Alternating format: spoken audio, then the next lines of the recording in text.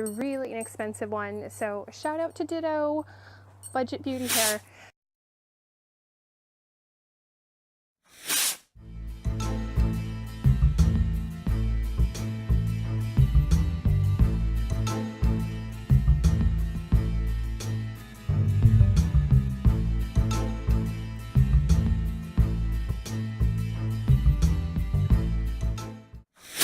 Hello cats and kittens, it's me.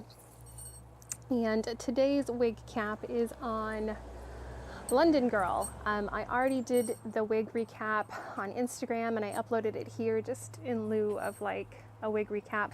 This is a really inexpensive one, so shout out to Ditto Budget Beauty Hair. This one I have seen people in the US say they've paid something like 13, 14 USD, maybe up to 20 USD for London Girl. Here she retails for about 23 pounds, and I'll put the exact price and I'll put a link. I believe this one is in OP27. So we have a dark root. We have a dark root here, and we have a tiny skin top. So it starts about here and it goes back to, I can't really feel it right now. It goes back to here. So it's about here to here on the skin top, and it's actually a little lace patch similar to a tiny mono.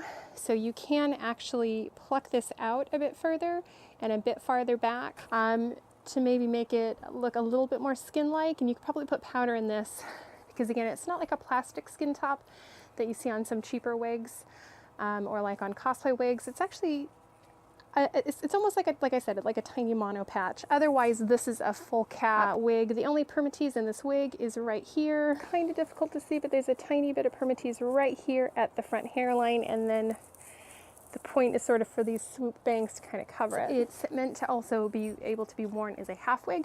So if you have dark hair, this is, I don't want to say this is a 4. I want to say this is maybe like a 2 or a 1B, something like that. It's pretty dark. Mine's kind of bobby pinned. I used my root cover spray to cover my white hair or my really blonde hair so that if the wind goes like this, it's not really all that noticeable. I also used a little bit of hair powder. But anyhow, the root on this is pretty dark. If you have dark hair, you probably could pull this back, but you can also wear this as a full cap, just full stop. You probably could take these bangs forward and trim them.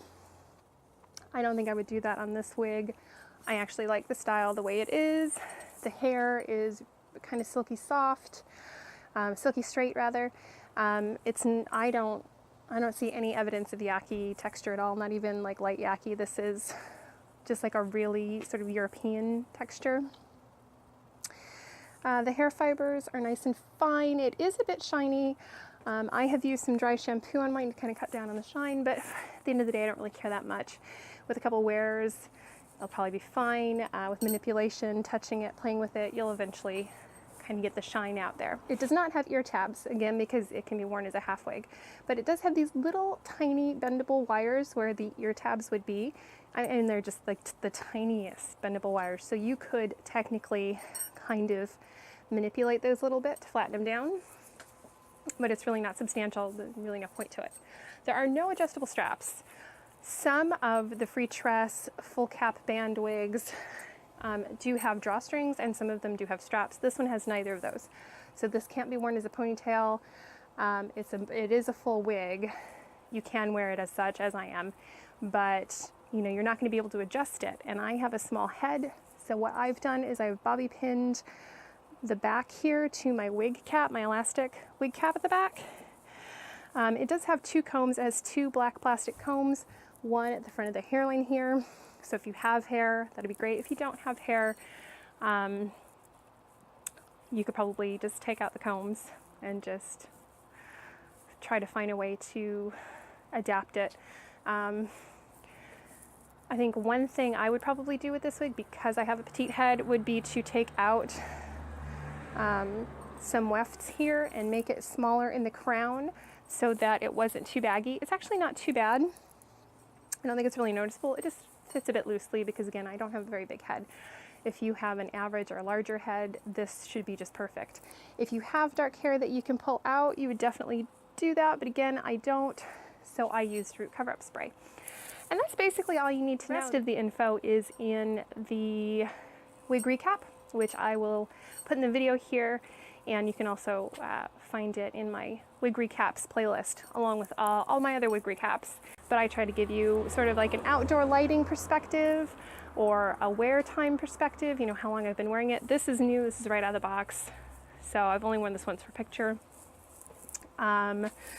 You know, but I try to, in my wig recaps, give you some maybe different perspective to other ones you've seen. I show you the inside of the cap in photos, and then I talk about it. So I'll talk about texture and anything I can remember to talk about. Oh, and as far as length goes, this is pretty darn long. This comes down to just past my nipples. And so I'd say it's about 18 inches or so, 18 to 20 inches. Anyhow, for some reason, when I put this wig on, I don't know why I feel like Cher today, but maybe it's like the Native American earrings. These are my mother's. So I just feel like singing, gypsies, tramps, and thieves. That was so bad, it's not even funny. Or maybe it is funny. Anyhow, thanks for hanging out today and watching this wig recap on the very inexpensive Freetress Equal Fullcap Band wig London Girl. That's a mouthful, but it really is lovely, and it's inexpensive, and it's kind of trendy looking. Like I say, if your hair matches, you can blend it, or you can use powder or whatever works for you, but it's actually a pretty simple wig to work with, and my husband actually really likes it, but mostly because it's long and it's kind of sexy looking. So anyhow, I hope wherever you are, whoever you are, that you're having an absolutely wonderful day. Take care. Bye-bye.